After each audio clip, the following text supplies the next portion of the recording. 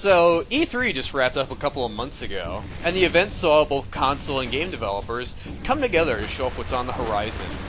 In addition to watching Sony impale Microsoft on their own idiocy, we got a glimpse into what both developers and consumers thought was important. And as it turns out, that thing is innovation. A lot of that discussion afterwards had to do with advances in hardware and technology. For instance, in this E3 wrap-up video from Rev3 Games, let's go with Exhausted, Adam Sessler asked the others what their takeaways are from E3. And pretty much the first thing they talk about is games not adequately leveraging next-gen graphics technology and failing to adequately innovate. Rather than discussing some of the quality games on the horizon, like someone might talk about some of the great movies coming out after Comic-Con, the discussion centered primarily on technology and innovation.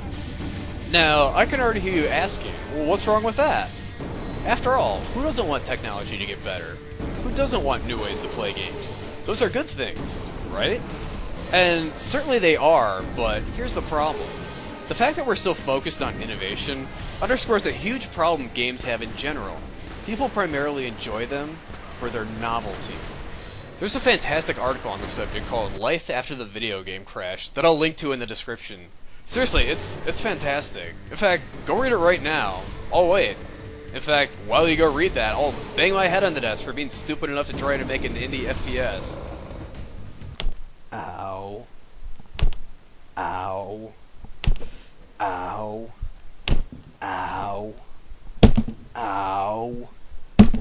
Okay, since I'm pretty sure that the majority of you didn't read that, and by the way, shame on you, the basic gist of it is that, by and large, gaming isn't an everlasting deep well of joy for the audience.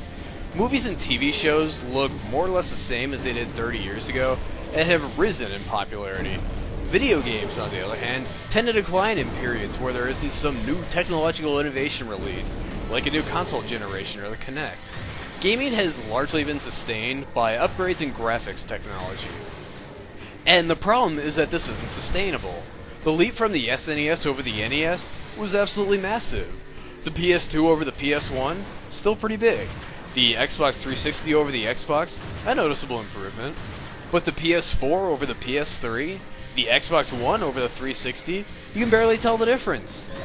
It reminds me of a joke comedian Jim Gaffigan has, where he's talking about razor blade companies and how they're like, we're giving you a much closer shave, we're getting much closer. And it's like, we're already dragging a razor blade across our face. Like, how much better can it possibly get? And that's pretty much the point we're at with graphics technology. We've hit a wall. And, of course, that has gamers underwhelmed and clamoring for more innovation, more novelty. And so we end up with innovation for the sake of innovation, like the Nintendo Wii, the first motion control-oriented console. It was so innovative. No other gaming console was like this. This was new and exciting. And everyone got bored of it after 5 minutes. The Wii might have been a financially successful console, but the enthusiasm for it quickly waned, and it hasn't exactly carried over to its successor, the Wii U. The thing is that we do need innovation, but a different kind of innovation. The same way the movie industry couldn't survive if every movie was an M. Night Shyamalan-esque film, whose only value was in the novelty of the twist ending, gaming couldn't survive if the only appeal is the novelty of better graphics and new ways of playing that get old fast. Really fast. The kinds of innovation we need are things like finding better ways to tell stories through games. A great example of this is Portal, or better yet, Portal 2. Yeah, that's right. I said it. Now, some of you might think I'm talking about the Portal mechanic itself as being innovative, and you'd be wrong.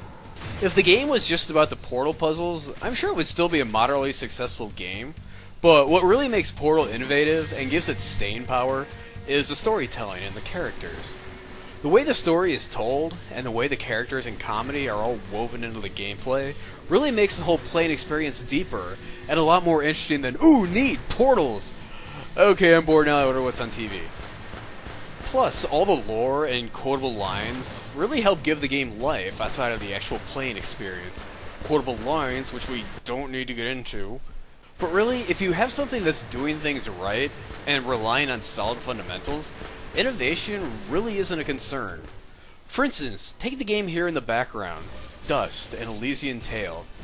This is pretty much my game of the year so far.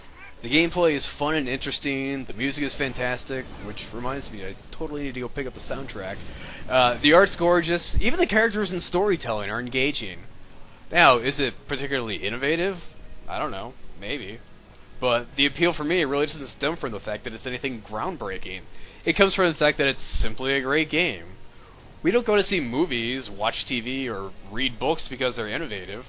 Why should playing games be any different? Anyway, just a quick reminder that we'll be at QuakeCon 2013 in Dallas, Texas, on August 1st through the 4th. Pretty much the whole crew will be there, including Remco, who's coming all the way from the Netherlands. So, if you're able to make it, come on by and admire our beards. Talk to you all next time.